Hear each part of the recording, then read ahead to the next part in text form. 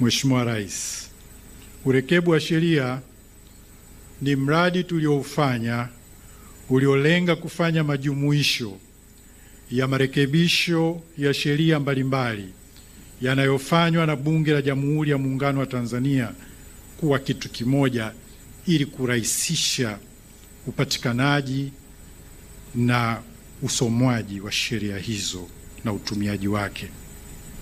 Mheshimiwa Rais, kazi hii ni kazi ya msingi inayolenga kuhuisha, kuboresha na kurahisisha matumizi ya sheria za nchi yetu. Kwa kufanya hivyo, tunahakikisha sheria zetu zinabaki kuwa hai, zinazoendana na wakati na zinaeleweka kwa urahisi na wananchi wote.